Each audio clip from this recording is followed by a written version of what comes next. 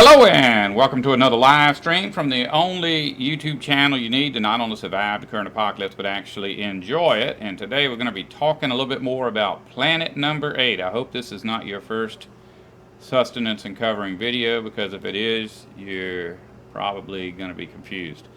But if you've heard me talking lately about the Bible code, then you should be ready for the things I'm about to reveal to you, because this is going to be one of them episodes where everything on here is absolutely tinfoil hat wearing, conspiracy theory, crazy talk. And from what I understand, most of my subscribers like that stuff. But before we get into that, while everybody's showing up for the show, I'm going to go ahead and read the next chapter in my new book. I said I was going to read a new chapter every week as long as I have one to read. And I do. I was going to skip because I wanted to get into the subject matter, but I skipped last week and I don't want to make a habit of that. Now, if you really enjoy the things that I write, you should head over to the Sustenance and Covering website, and at the top there will be a tab that says the book. If you click on that, I think right now I've got 3 chapters of the book, so that way you can go, and if you check back every week, you'll see a new chapter usually. And in fact, if you've already gone there and read the first 3 chapters, you can go there again, and it's going to be different, because I went back a couple of days ago and I proofread all 3 of those chapters, and I edited them. So they're not going to be quite the same as they were before. But on top of that, probably in the next couple of days, I'll post chapter 4.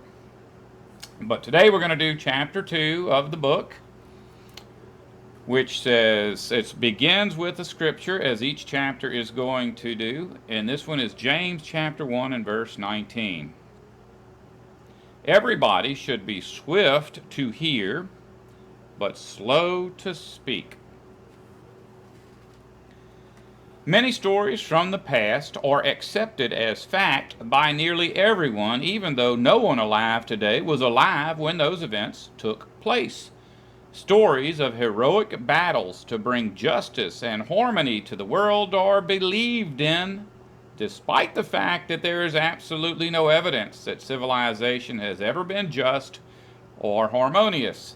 In fact, when we look at everything that has ever been documented about the men who ruled our world in the past, as well as those who rule our world presently, we find that each and every one of them has been directly involved in all of the worst things that have ever taken place on our planet. It's no wonder that the empire is willing to invest so many resources into convincing its citizens to believe in things that are obviously not true, while at the same time investing just as many resources into convincing its citizens not to believe in other things. Just knowing for a fact that much of what we are being told is not true should make us suspicious of the other things that they tell us. Many stories from the ancient past are called myths. A typical definition of the word myth might be a traditional story, especially one concerning the early history of a people or social phenomenon, and typically involving supernatural beings or events. If we think about this definition with an open mind, then we would have to admit that there would be very little to distinguish what we currently consider to be myths from what we currently consider to be secular history. A typical definition of secular history might be identical to the definition of mythology. It is all just a matter of perspective.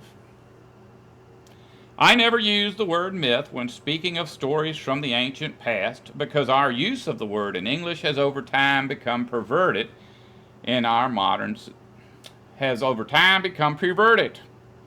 In our modern society, we often refer to anything that is not true as a myth. A second typical definition of the word myth might be a widely held but false idea or belief. Knowing that the word myth and by default the word mythology are both used in such a way means that if we speak of ancient myths, Those we speak to may automatically understand us to be speaking of lies. I can promise you that much of what we think of as ancient mythology is much more reliable than what we think of as secular history. Most people have the basic ability to recognize the difference between truth and lies, but often that ability depends too much on the opinions of others. In my life, I have met very few people with the ability to separate fact from fiction if the empire's information distribution systems represent the fiction as fact and fact as fiction. Currently, the empire's information distribution centers are preaching that those of us who live on this side of the imaginary line, what we call national borders, are free, and everybody on the other side of the imaginary line wants to take that freedom away from us.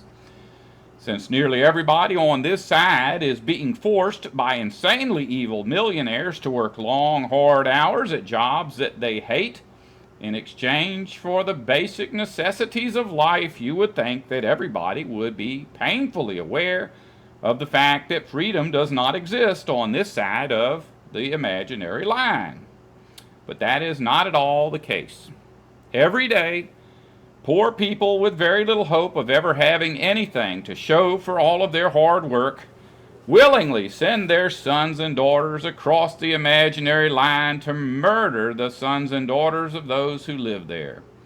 In fact, those who command us to engage in such vile acts are usually perceived as saviors. Such behavior is not unique to the Western world. All nations participate. All falsely believe that they are free, and all assign the quality of righteousness to those having a direct part in the carnage. In fact, every nation on the earth has national holidays dedicated to acknowledging the sacrifices made by those who commit such atrocities. This, despite the fact that all wars bring about a destruction of civilization's infrastructure, destruction of homes, and loss of life, while at the same time having no effect whatsoever on the level of freedom experienced by anybody on either side. This system of control serves a very specific purpose, and understanding the details is about to become critical to those of us who, by nothing more than the circumstances of our birth, have come to find ourselves living at this specific point in time. Humanity is currently being manipulated in ways that very obviously cannot result in any kind of beneficial outcome. But for those of us who can separate fact from fiction, the benefits are going to be beyond our wildest imaginations, and many of the keys to figuring everything out can be found in the writings of the ancient past. The end. Yeah, are we supposed to clap now? Well, but I don't know what good it'll do. I can't hear nobody. It would have to be you. If somebody writes.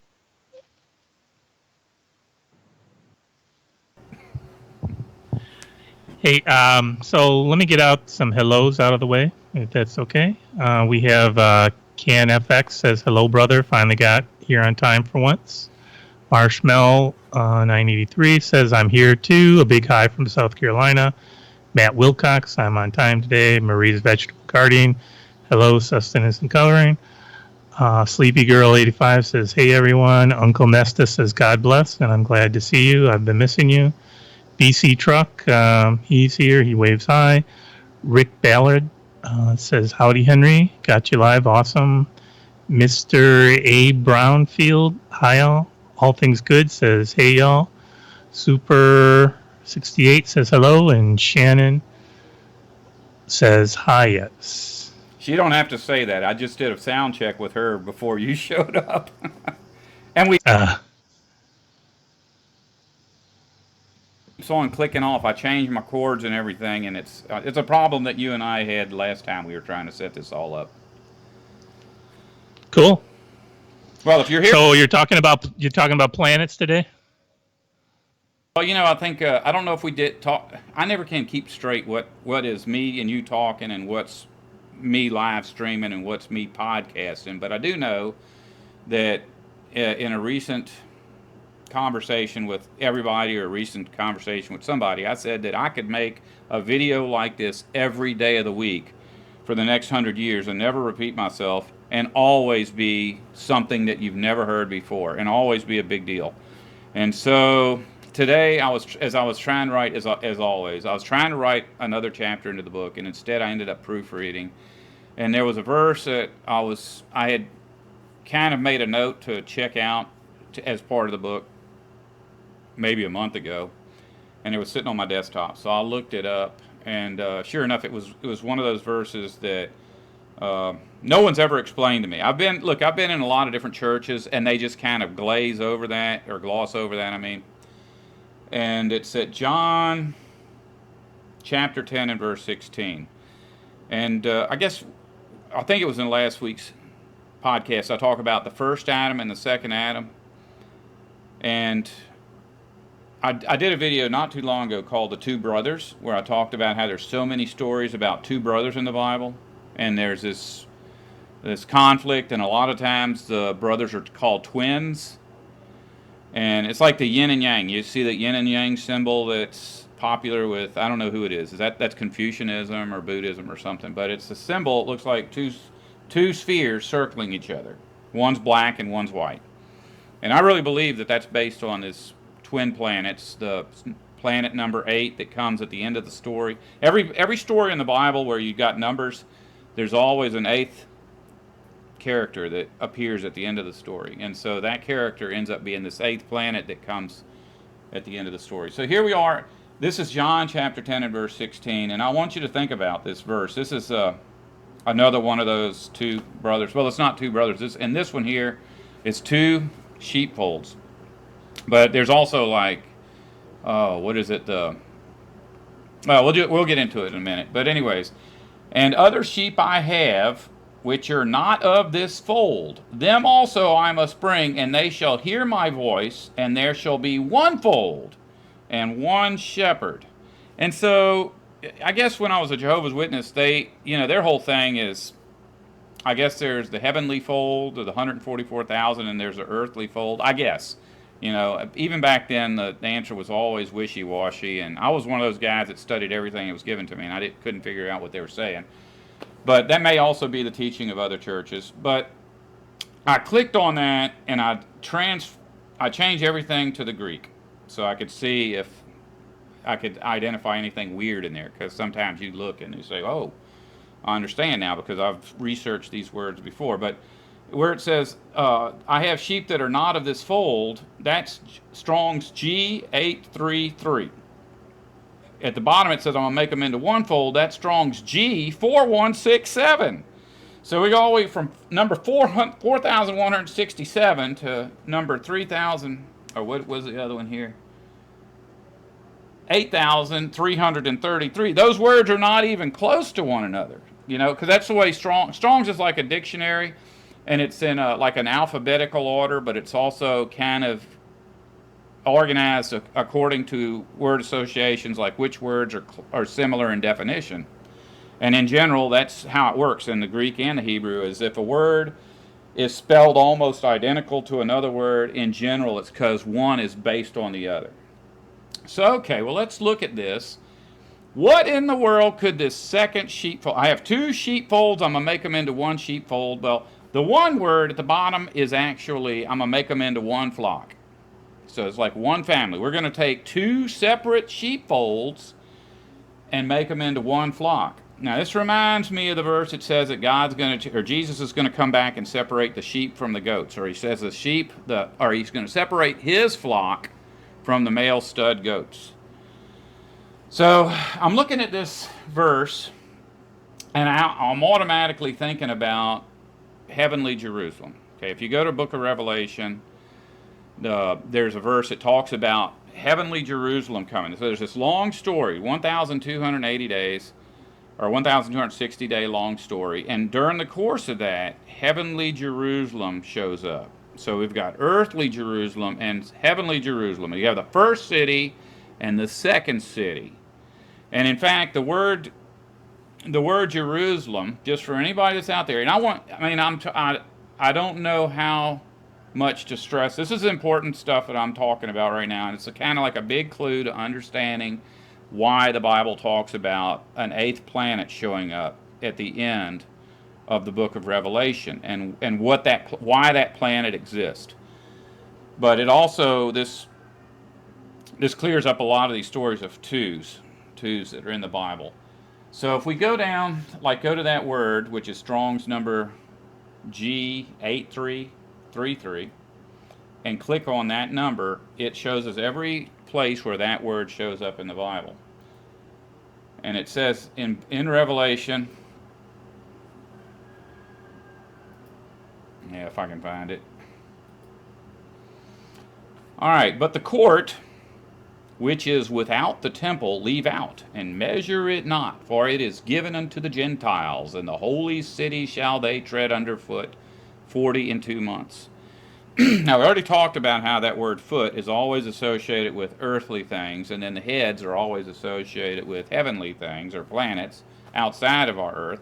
And so this is talking about the foot, it's talking about earth, but it also seems to be talking about two earths, because it says, there's two courts, and it says, but the second court, do not measure within or without, because it's being given over to the Gentiles. Now, that word Gentiles is like a racial slur that the Jews use whenever they're bad-mouthing somebody that's not a Jew. But the reality is the word Gentile is no different than our word nation. So the gatherings of people, the groups of people on this earth, the nations, the Gentiles, and in fact the Jews in the Bible, the Hebrews, the nation of Israel is called the Gentiles. God says, you shall be my Gentiles, because you're the only Gentiles I'm going to deal with, the only nation I'm going to deal with. I'm not going to deal with those nations, deal with this nation. But here we're being told that this second area is to be dedicated to the nations. So the meek are going to inherit the earth, but this eighth planet is going to be given over to the nations. So, that's why I always say that, I'm not going to tell people there is no rapture, because seems very much to me that there is going to be something like a rapture, but it's not what people think it is. It's a separating of sheep and goats. It's taking everyone who is involved in the nations, everyone who's a member of Democrats, Republicans, Catholic, Muslim, all these people that are joining teams that separate themselves from one another are going to be booted off of this planet onto planet number 8, and they're going to go off for 1,000 years to be ruled over by Satan for a little bit longer time. And then they'll be brought back after 1,000 years. That's in the book of Revelation. But anyways, it says here, the court which is without. It actually doesn't say that. It says within and without. Do not measure it within and without. And the word court in this verse is aule. Strong's number G833. So when Jesus said, I have two separate courts, or two separate sheepfolds, two separate houses for sheep, what he meant is there's this house, the earth, and there's another house for his other sheep, but he's going to eventually make those sheep and these sheep one flock. I know this sounds crazy, but okay, if we look at all the celestial phenomenon that occur in the Bible, sometimes they're crowns, which is when you see a corona, that's when a planet passes between the earth and the sun. And then you have what's called the trumpets, which is when the earth passes between a planet and the sun. So we see the earth's shadow on a planet, that's a trumpet, but that's not really totally accurate, because we only see that word used for the moon. So the moon, whenever the moon has an eclipse, it's a trumpet. That's when Earth's shadow falls on the moon. And then when the moon blocks out the light of the sun, it's called a corona, or a crown. In this verse, when it talks about God having two houses for his sheep, it calls that house aule. Now, the word aule is Strong's number 833, but there's also a Strong's 832, which is before it alphabetically, and there's another word, Strong's number 834, alphabetically. So 832 is the word flute. So you just play every year on the first day of the 7th month. Somebody was to go out and blow a trumpet, actually a shofar. It's like a ram's horn. If you ever see somebody you know, a rabbi wearing a ancient Israel costume and blowing a big old ram's horn. That's a shofar. That's the first day of the 7th month when the moon, in conjunction, the moon would go into eclipse. Now, that's the only new moon that's mentioned anywhere in the Bible for the first 3,000 years of human history. After that, God says, your new moons disgust me. It's a different word. You see, because the new moon in the old book was a completely different Hebrew word. It meant lunar eclipse. The word new moon in the rest of the Bible actually means lunar cycle. That's what we experience today. Every 29 days, the moon turns dark, then it turns bright. Turns dark. That's a lunar cycle. That's not the same as a lunar eclipse. And there's two separate words in the Bible, but the Jews, when the moon stopped having dependable lunar eclipses, they continued to celebrate their satanic rituals based on the lunar cycles because they no longer had a dependable lunar eclipse. Well, anyways, getting back to this word sheepfold. When you see the sheepfold coming, this new Jerusalem, heavenly Jerusalem, it says that's aule. Well, the word auleo means flute. And the word that comes after it, and this is Strong's G834, means a flute player, and it's auletes. Now, the reason this is important is in the ancient past, when God created the earth and he created the Garden of Eden was actually called Shalom or Salem. Salem means peace. When the Jews entered the Promised Land, it was called Jerusalem, which means second peace or peace again. So when the Bible says that you're seeing the new Jerusalem or heavenly Jerusalem, it means peace again. Because originally, down here, that area wasn't called Jerusalem, it was called Salem. And in fact, great. And he made sacrifices to Shem because Shem was his great grandpa. And Shem was called Melchizedek, which means, what is it, King of Peace and King of Salem.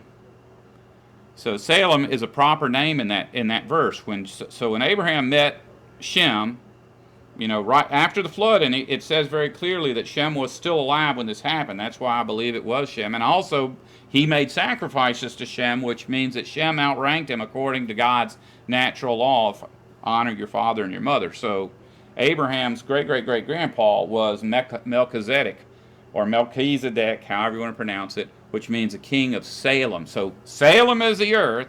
Jerusalem, the real Jerusalem, is this other planet that's on the other side of the sun, which is being brought here in order to separate the sheep from the goats, so that all of those Christians can be raptured with their God, just to get them out of our way, to get them another 1,000 years to get it right. Okay, did anybody ask a question or anything? I don't have nothing else. It's hard to tell when you're done. Let's see. One more hello comes from DJ. He says, hi, this is John from Chicago. A couple people gave you some amens along the way here. James Stephen Emery says, his sheep hear his voice, good shepherd. And then Inject Truth says, Lord of Lords, King of Kings, conquering lion of the tribe of Judah, Jah Rastafari. Now, Bonnie Blue has several points that they brought up. The first is that once one accepts Jesus or Yahshua as Messiah and keeps his commandments, they are part of Israel and no longer Gentiles. They have changed their citizenship to be his people, grafted in through faith. Any comment on that? Well, I mean, and this is kind of like being steered towards what a lot of religions teach, and it's real. It's not like I don't want to get in an argument over words, because the Bible says those who argue over words are just causing problems. So there's no reason to, because it's the truth. Those of us who can separate ourselves from the nations would no longer be considered as nations. That doesn't mean we don't use American money. It doesn't mean we don't use Israel money. It just means that we don't attach ourselves to that. That's not what gives us value as humans. When people, and I've never figured this stuff out. I was talking to Shannon just before this. It's like when I was in the military, it's just so weird how people are. I was friends with everybody. When I was in the military, I knew exactly where I stood. Everybody was friendly with one another because we had insignias. Out here in the world, there isn't that. There has to be conflict. So when you run into somebody in the workforce, you have to fight against them to prove that you outrank them. In the military, all you got to do is look at your sleeve.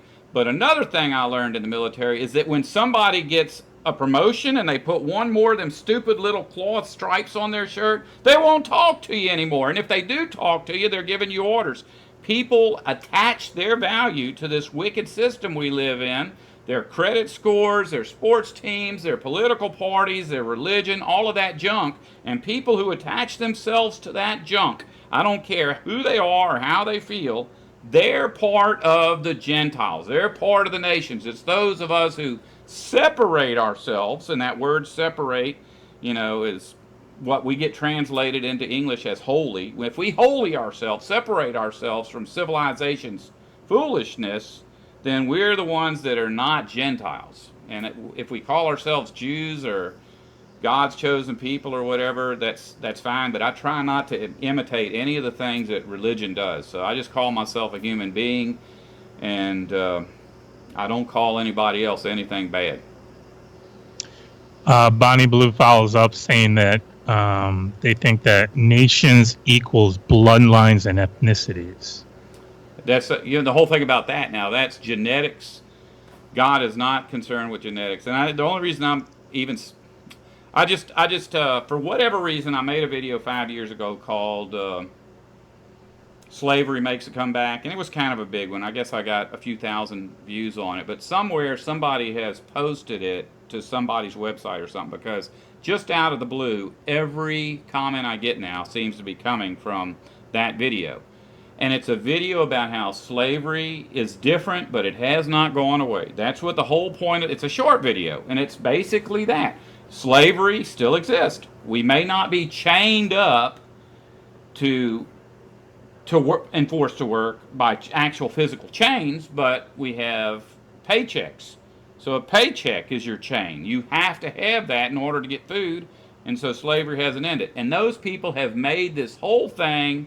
The whole point of the video is now black people should be thankful that we brought them to America and taught them how to work, because they were just running around in the jungle and they didn't know what they were doing. And then all the other ones are like, well, we're the real true Hebrews. Black Hebrews are going to cause America to collapse because God is on our side. And it's just a race thing. And race is just... it's not real. It's an imaginary thing. People who do this genetic stuff, I'd like to think that there's some truth to it, but when they start saying that there's a distinct difference between a black person, a white person, and an Asian person, those differences are like the difference between, what kind of hair you have, are you left-handed or right-handed, what color are your eyes. That stuff is inconsequential. No, there's not a single thing genetic about God's favoring one. In fact, it says that very clearly in the Bible. It says he does not care one bit about a person's nationality or race, but it's he who does the will of God who remains forever. And I don't know what verse that is, but everybody knows it's there. Well, Bonnie Blue follows up and says they think that they're more in agreement than in disagreement. Yeah, well, that's the thing. Like I say, I don't want to get into a fight over little, minute differences that don't mean anything. Yeah, and Jack Truth chimes in and says they didn't end slavery for one race. Rather, they just made everyone eligible to become a slave. Yeah, well, that's the whole thing. Even back in the day when you had the slavers, they would always put a white guy in charge of the slaves. And what that meant is that all of the slaves lived in little one-room shacks over here, and the white guy lived in a shack over here. And the slave got to eat food, and the white guy got money to buy food. even back, even who wasn't, the guy in that shack. Next question comes from Richard Haley. He says, or he asks, was the written language created for the purpose of spreading propaganda? You know, it's kind of weird. It's like the Bible. If you read the Bible, and I think if you have a good heart and you read the Bible, you're going to come to the same conclusions as me. God hates murder. He hates animal sacrifices. He hates rituals. He hates clothes. So he certainly hates costumes. But then another person can pick up the same Bible I'm reading and go through it and say, God wants people to wear as much clothes as possible. He wants them to make sure they are obedient to all the different holidays and rituals. And God's very, very picky about people's diets, and God's very picky about, all these different things. And so I actually honestly think the Bible was written the way it is in order that people could have a choice and they could support that choice scripturally. And so the Bible is a way of dividing people by those who have an open heart that are listening to the words and those who are going to use the words to support their own agenda. And so one of the concepts that's in the Bible is that all of the secrets that exist are hidden within the languages of man. And so, okay, I'm lost again. The whole point is that he's right and he's not right, because the language suits the person speaking it.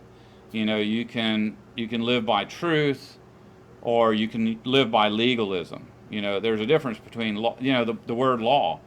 In the Bible, the word law can mean natural law, just like in English, or it can mean legalism, just like in English. The laws that say you have to pay taxes are not the same as the laws that say you must breathe. The law not to jump off a cliff is not the same as the law to, wear clothing when you go to Walmart. There's two completely different concepts. One of them, you have to do or you die. The law, God's law enforces itself. Man's law is enforced by bullies. And so, that's the way our language works. But a lot of the stuff that's been written in the ancient past leads us to find out what the truth is, even though most people use language just to manipulate one another. There's a hello coming from the Learning Homesteaders. Says, evening folks, sorry I'm late, working on some palette art. And a couple amens here from James Stephen Emery. Says, Pan blew a flute, half man, half goat. And I guess that was when you were talking about blowing a flute back then. Yeah, the flute. I think you think about the scriptures where it uses that word flute in the Bible. It's was it Jesus said this generation is like little children. You go to the market and you see children and they say, wait a minute, we blew the flute and you didn't dance. We played the drum and you didn't cry. And I think that's all a reference back to this appearance of the second planet. All these born-again Christians are going to go, wee, we're floating up into the sky. And all the people that are not floating up into the sky are going to be going, wee, they're gone.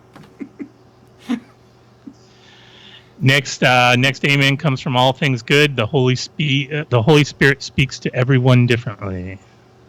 Yeah. And then Joe Mama chimes in, says, when the weather changes to over 80 degrees, I'll give up clothing. Yeah, that's me. I was like, when it's cold, I'll wear all kinds of clothes and do not complain. But, in the summer, if you're going to come over here, you better call first or be ready for a shock, because I don't go in the house too much. I come in the house, that's one of the things somebody asked me last time, is that you got your air conditioning running. And it's like, this is an alien world for me. When I do my podcast, when I do these live streams, I have to be in here, and even a lot of my videos, because I don't want to take my good $1 million camera out in the woods. And plus, this is a desktop. This is the only thing that'll handle Skype and YouTube at the same time. If I go out on the porch, it's a whole lot better environment, but my gizmos are in here, so I can't do that.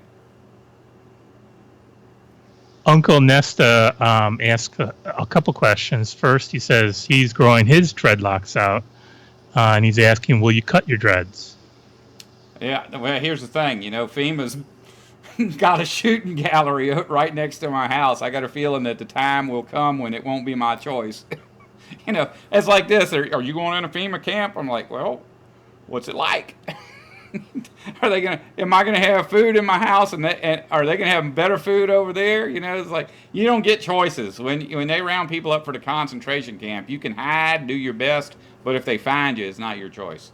And then when they find me, they may shave. I mean, they shaved my head when I went to boot camp. I got out of boot camp, went and got a civilian job. It shaved my head again. It could happen again. They may say, no more. You can't drive without shaving your head. You can't get food stamps without shaving your head. You can't. Government's changed rules like we change underwear. The Learning Homesteaders chimes in about being naked, saying that better to walk naked in front of the Lord. There's nothing to hide. Hey, look, that dude came to my house and he jumped into the Gulf of Mexico naked. Actually, he didn't. He had underwear. His underwear looked like a swimsuit, so he was able to get away with it. But I don't even know if my wife knew that was his underwear. Inject Truth wants to know about your dreads as well. How long have you been growing them? I've been growing these for 5 years. And look, if you just go to on my YouTube channel underneath this video, once this video posts, beneath the video is going to be it's going to say sustenance and covering. If you click on that, you got an option at the top, videos, and you click on videos, and it'll let you go farther and farther and farther back in time. You get back about 5 years, and I was super short hair and super little trimmed beard, and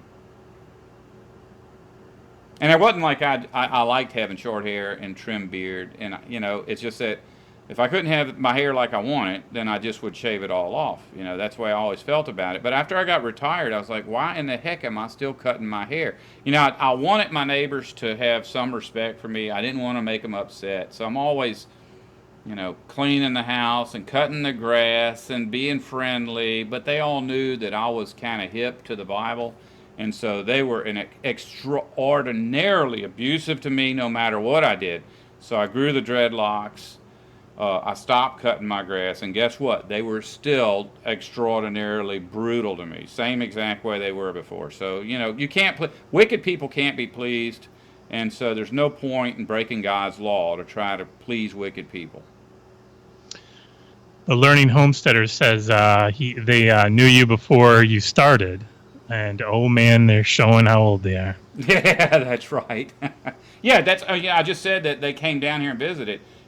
There's a time when I first got on YouTube, I was under my real name, and I was like scared to death of people because every time I would make a video, I'd just get a bunch of hate and no likes, right? So a friend of mine or some guy that was watching my video said, you've got a good thing going, but the only mistake you're making is having it in your own name. And so I started Sustenance and Covering. And initially, everybody who was nice to me got an invite to my house. They got my name, my address, my phone number, all that time. And they've been to my house. So Learning Homestead has been to my house. That's how long they've known me. Because now, I get people that leave nice comments for years. And they say, hey, where do you live?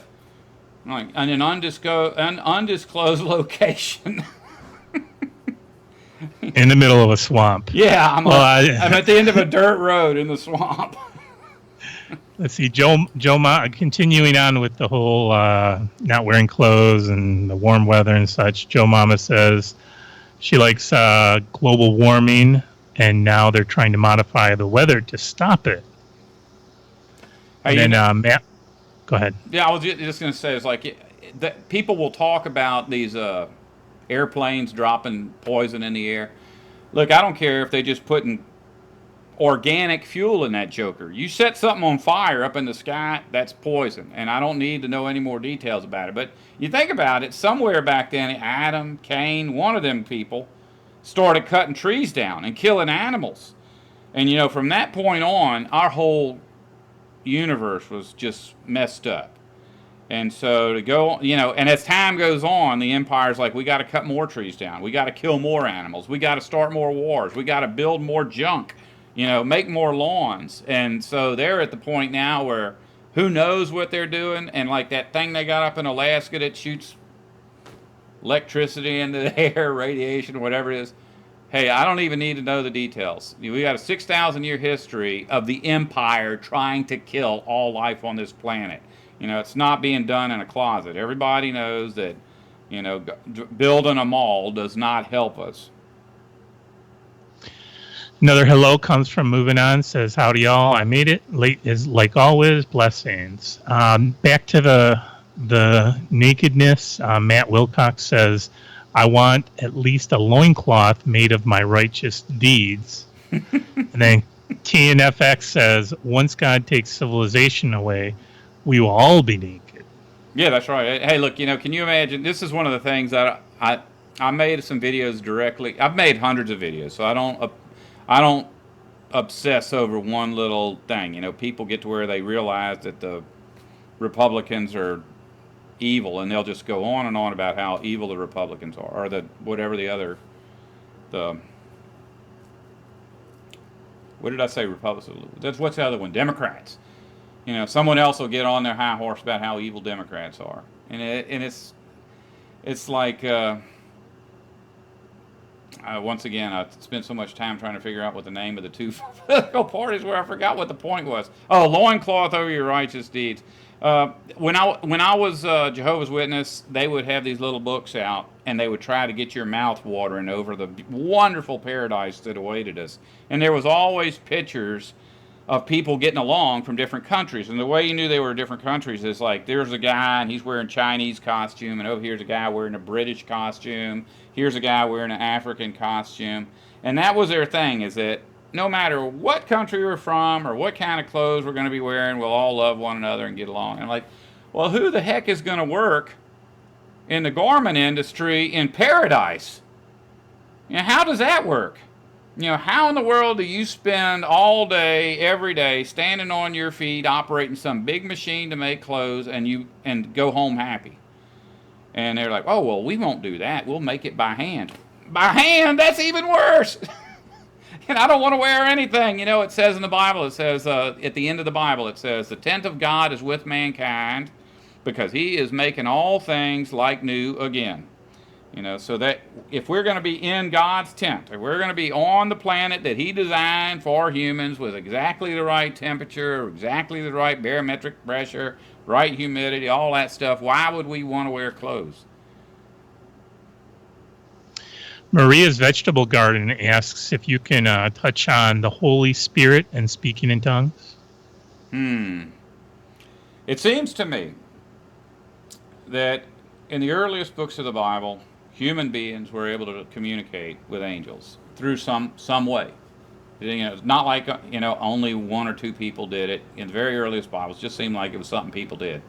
Adam would go out at the spirit part of the day, and he would speak with God. And the word for angels means messenger, so I'm imagining in my head that he was speaking to the angels, to God through the angels.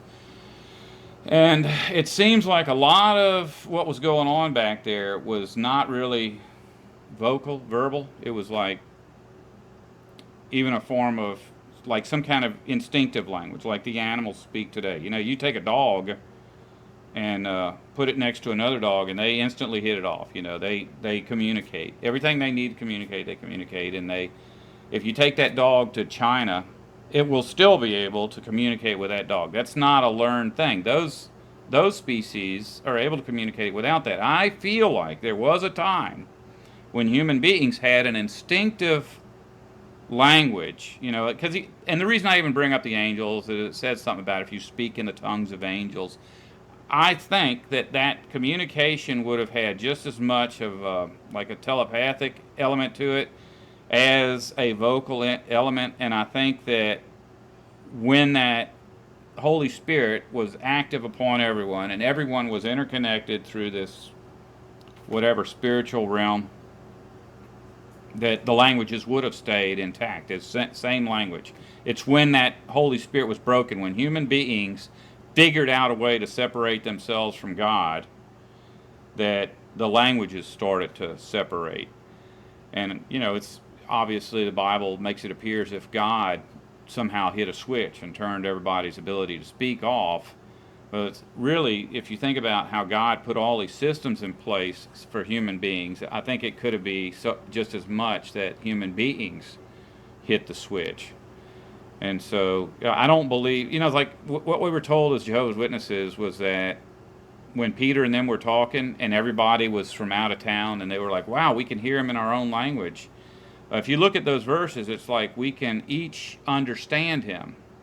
It's not like they were up there speaking French and German and all that kind of stuff. It's like they were speaking the original language of man, and somehow the people that were in the audience were able to still understand that original language of man. I hope that's good, because that's what I believe. I don't think that people will simply learn how to, because whenever Jesus did a miracle on earth, or when the apostles did a miracle on earth, all of that was pointing to what life would be like after the restoration of our earth. So I don't believe that they would have just started speaking different languages, because that would indicate that we would all be speaking different languages after the resurrection. So I think what they were doing then was prophetic for what's going to happen in the future, which is going to be all humans speaking the same language. All things good is commenting, is giving you an amen about that one. You were talking about the different political parties, and they say it doesn't matter what party you are, miss paying your house taxes, and you'll lose your place. Oh yeah. As Usamos always says, left wing and right wing. Well, if a bird's got to give one up, which one is going to allow it to keep flying? It's still the same bird. Left wing, right wing, same bird. Going back to the liberal conservatives, the same demonic empire. Going back to the close topic, Bonnie Blue says Yahshua Messiah killed the first animals as a sin sacrifice for Adam and Eve, and he covered them, I guess, Adam and Eve, with the animal skins. If you look at the word, that's not really what it says. It's what it says in the original Hebrew, if you go back and look at it. And I did a video about this called Appropriate Attire for Christians. I really highly, and you know what, when this is over, Ala Toledo, try to remind me to put that in the description box. That sounds good. Yeah, because maybe it's better just to reference that. Yeah. Okay. Yeah, but I mean, go ahead. I was just going to say that Maria's Vegetable Garden wanted to follow up on that. So, what she's asking is more about the denominations that speak in tongues, so that those churches, they're not really speaking in. They're really not speaking in another language. It's just in their head. The God of religion isn't the same person as the God of creation. The God of religion, if they're worshiping the God of religion, hey, look, I'm not going to say that what they're doing is fake. That's like saying demon possession is fake. I mean, if you look at everything that God does, everything Jesus did when he was on earth, Satan and Satan's religion do like a mock version of that. No matter speaking in tongues, feeding the hungry. Jesus miraculously gave people fish. Satan's empire miraculously raises funds to buy GMO rice. That's their thing. Their thing is to try to mimic God in every way. Just like the English translation of the Bible. God gives mankind a Bible. Satan's religions take that Bible and they change just enough words to be a little bit confusing so that they can manipulate people.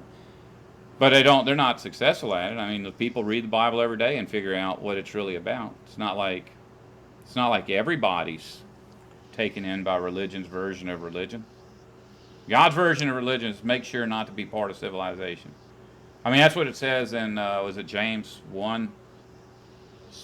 I can't remember, 1:24 or something like that. It says this is the only religion God accepts is taking care of orphans and widows during their tribulation and being no part of civilization. So. Back to the closed topic. 2 more comments here. Moving on. Says, heck, I will work all day shifts making heavenly clothes and stuff. If I get that new indestructible body and such, no pain or ailments, I'll volunteer. Oh, yeah. Hey, yeah, I tell you what, right now, I don't like appearing in public in clothes. You know, I was looking at it. There's a guy I watch on the internet. I don't even want to mention his name or even what he does, but there's a guy I watch on a regular basis, and he's been making videos for like 5 years. 5 years can do hell on a human body. You know, you can go from, especially when you get older. You know, you get like you're 70, you can look really good at 70. At 75, chances are you're not going to look really good. There comes a point where things just start falling apart worse and worse and worse. And you know, when you're a kid, you're uptight about the way you look, but when you get older, you look at what you look like when you're a kid, and you wish you could look like that. And you know, that's one of the things. I never worried about camera angles when I started this channel. Now it's like, okay, don't show my belly, don't show the top of my head, don't. It's like, hey, when this is done and I'm looking good, I'm gonna take my clothes off, or if I even have to. You know, I think after when the resurrection comes, I think that'll be automatically gone anyway. You know, it doesn't say he's gonna resurrect your clothes. Joe Mama chimes in. If people want to wear clothes in the kingdom, I will teach people how to make their own. Humans will still enjoy creating things with their hands, just not for mass marketing. Well, if you think about it, you know, you go to even the most. Of course, I don't know that they even have these people anymore, real indigenous peoples. Because if you go somewhere and you find somebody that's still living the way they lived 6,000 years ago, in general, they're in a concentration camp or a relocation center. Or what do they call them? What do the Native Americans live in? Reserves. Reserves. Yeah, because if you go down in Brazil, they've got those people that walk around naked, and they call it a reserve. But they wear clothes, but maybe not the same. You know, the clothes they wear might be like a piece of pipe stuck through their lip, or they'll have feathers in their hair, or you know, they may have like a piece of string around their ankle. But in general, the parts that they had are not the same as the parts that we had. If you go in there and you're completely naked, and you don't have that piece of pipe in your lip, it embarrasses them. So you know, you have to either wear. It's all or nothing, buddy. If you want to take your clothes off, you got to get a piece of pipe through your lip. Not pipe. It's bamboo, I do believe. You know, some people in the U.S. have those big like earring kind of things, kind of like they do that tribal thing, and it stretches their earlobe out like really wide. Yeah, no, I don't really. That's not very attractive. Well, look, I'm gonna just say this: at one time, I thought everybody who had tattoos was gonna go to hell when they died, and then because you know, you try to figure out how to judge people. That's what we do as humans. We judge, and you know, people that get drunk, you know, they're worthless. People that don't have a good job, they're worthless. People of the wrong color, they're worthless. People that have tattoos are worthless. But I've come to learn that, you know, you're going to get a new body anyway. Half the people that are subscribed to my channel are covered with tattoos or piercings, and, you know, that'll get fixed. I don't think they'll be allowed to tear their bodies up after the resurrection. They won't want to. You know, I think a lot of that is people trying to rebel against Satan's system. And once Satan's system's gone, especially when you're an old person and you look at your body after it's resurrected, you ain't going to want to mess that up. Joe Mama chides you about saying that you just want to be naked because you're well endowed.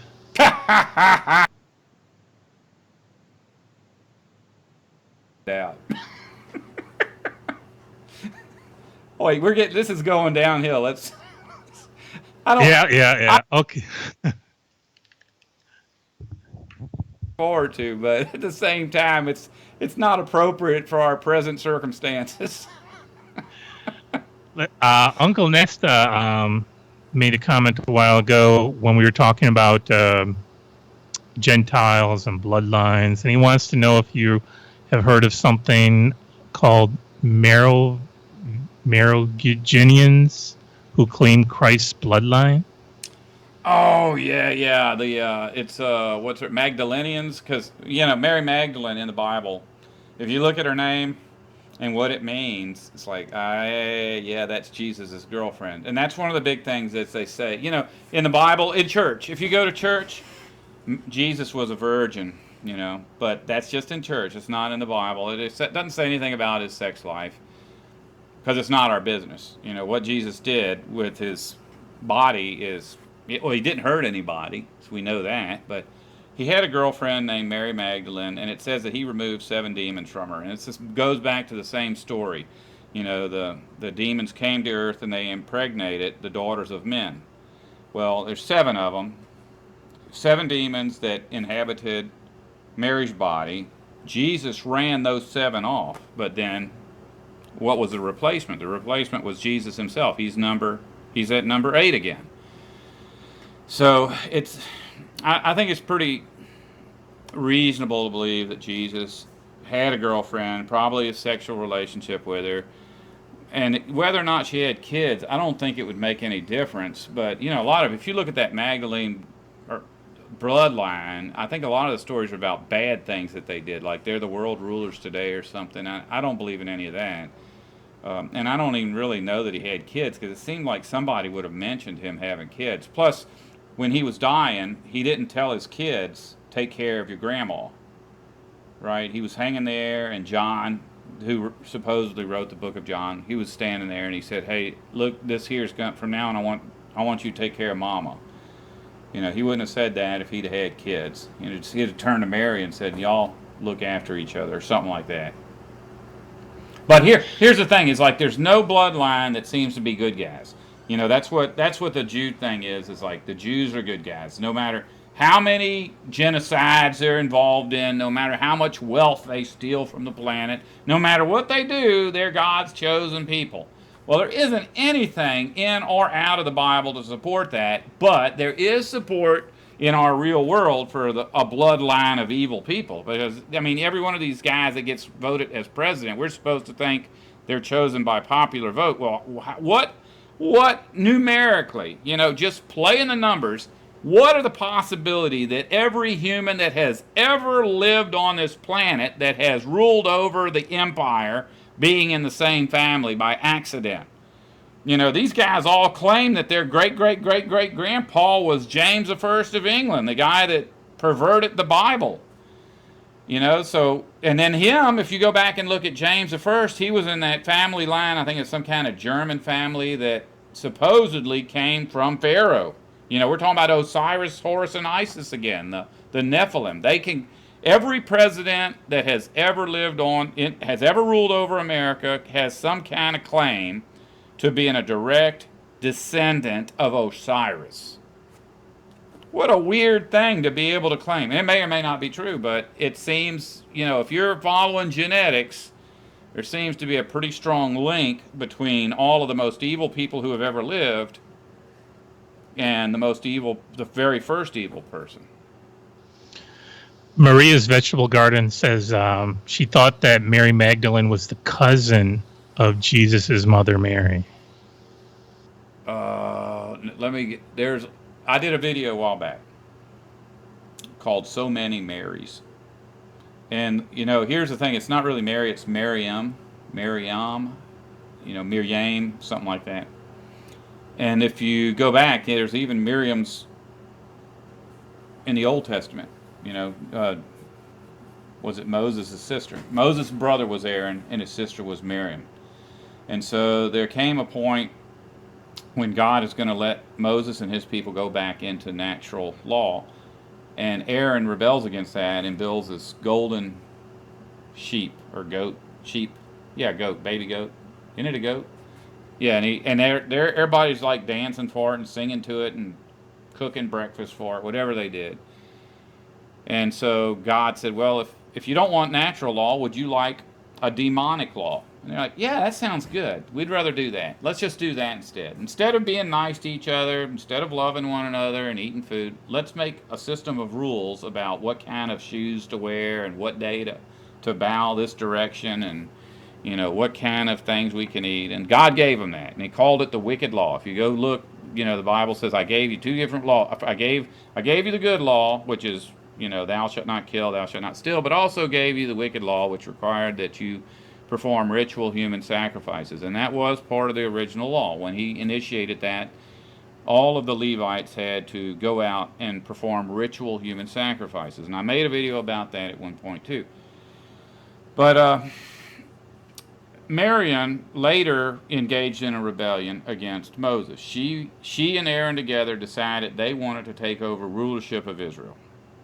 And so the word Miriam means cause of the rebellion. That's what the original Hebrew Miriam means, cause of the rebellion. So what is it? When Jesus was hanging there dying, it was Said Mary that was Magdalene was there. Mary, the sister of Lazarus, was there. His mother Mary was there. And I think it even says the other Mary. If you look at it, it says, and the other Mary. I'm like, who in the world is the other Mary? But there was a whole bunch of Marys that followed Jesus around. And especially, I think, at the tomb, and then also at where he was dying, there was a Mary who was the mother of a man that got resurrected. There was a Mary that was the sister of a man who got resurrected. There was a Mary that was the girlfriend of the man that was resurrected. So, but I don't think that was his cousin. You know, his cousin's the only cousin he had that's mentioned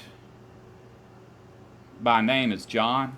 The John the Baptist. That was a cousin, and I don't think it said anything about John the Baptist's sisters. But, Lazarus had two sisters, Mary and Martha. And the cause of rebellion, Mary was like trying to listen to John or Jesus while he was talking, and Martha was cooking. And she came and said, "Lord, make my sister help me cook." And Jesus said, "Look, we don't need all that. Just cook one basic thing. You don't need help. Just make something to eat. We don't need a feast." Yeah, I got way off track again. I'm sorry, but no, I don't think. No. I don't think Mary. Here's a story about Mary Magdalene. They say that she's from Magdalene was a city in Tyre. Tyre is Phoenicia. So the Phoenician Empire. So supposedly the Magdalene came from the Phoenician Empire, but it's not really true. If you go back and look at the book. Which one is it? The Song of Songs, maybe? Where it says that, Song of Songs, Solomon's woman, supposedly, the king's woman, the sun and the moon. So the sun and the moon are going around this table, and it's taken 360 days to get around the table, and the sun is trying to catch the moon, right?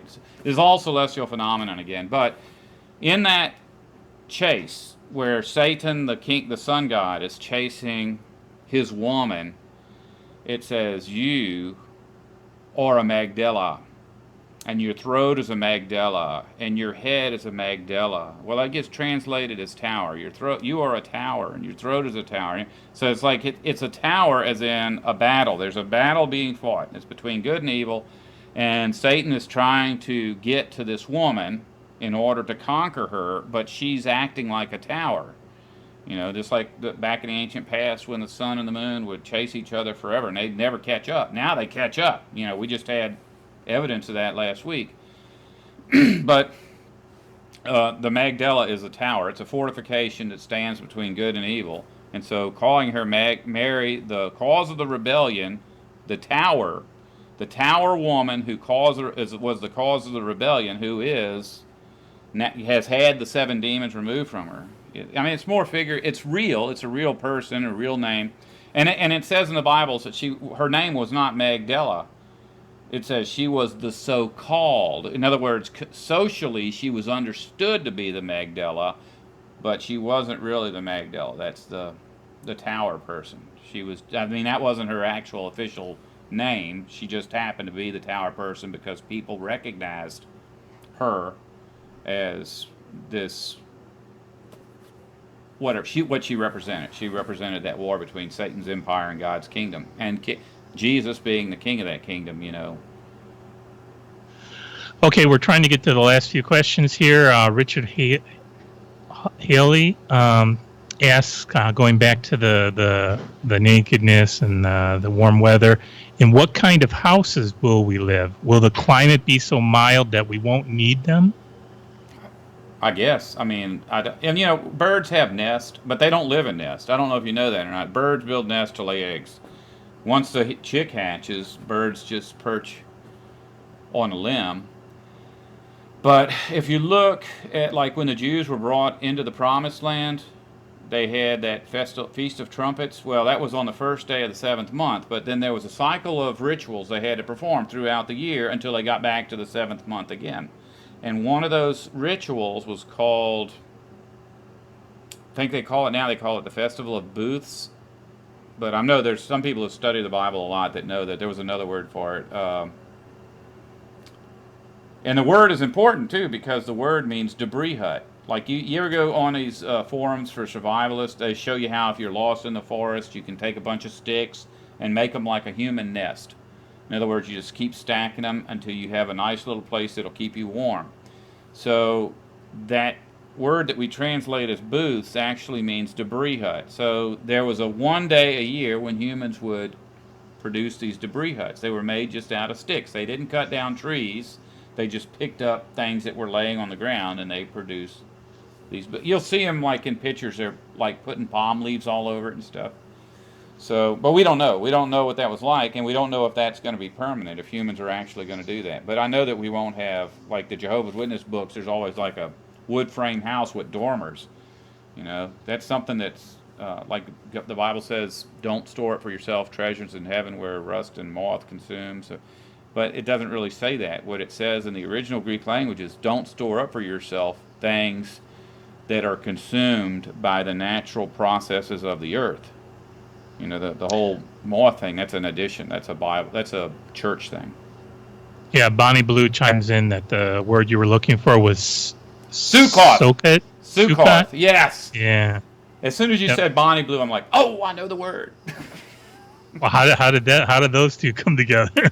Because she brings up a lot of, puts a lot of stuff out there that uses the Hebrew language. Her comments will oftentimes have that. She's the one. Didn't she just say like, instead of Messiah, she said Meshach, or instead of right? Yeah. Yeah. See, that's. Yep. Last couple comments regarding the Texas flood, the hurricane. Joe Mama wants to know if you're in danger of getting any flooding. Yeah, I think it's getting. Well, you know, I mean, I live in the swamp. It's like I'm in danger of being flooded during a drought. But no, whenever that's supposed to hit us tomorrow, I think. I don't know what's hitting us tomorrow. I check the weather every now and then so I know what to do with my lawnmower. And it's supposed to really get bad tomorrow. So I'm guessing that's the edge of it coming this way. But it's not. I mean, it's not a big deal. I like a hard rain. Sounds good under this tin roof. Last comment comes from Key to Salvation is Revelation. He just makes a comment that he had to quit kombucha because it gave him heartburn. He's 44 and never suffered from heartburn until he started drinking kombucha. No kombucha, no heartburn. Well, there you go. I mean, it's, you know, what is it? It's sugar and tea, basically, and carbonation. And it's like I started drinking it a lot when the sugar went up because I had read that people say kombucha is a treatment for diabetes. Well, the thing is, it's made out of sugar, but if you make it with a lot of sugar, it's sweet, and if you make it with little sugar, it's just carbonated and very dry. And so he may want to try just making it with less sugar. But honestly, if it's giving you heartburn, then yeah, just give it up. You know, just drink whiskey. Okay, that's it. You want to take us out? What do I normally say? Oh yeah, I certainly appreciate everyone who came here and took part in the live stream today, because in general, when I get here, I got one or two ideas, and if there's no questions, then the live stream has to come to an end, because it may seem like I can talk forever, but I really can't. But in any case, if you enjoyed what you heard today, please come back next week. And as always, if you don't want to survive, don't listen to me.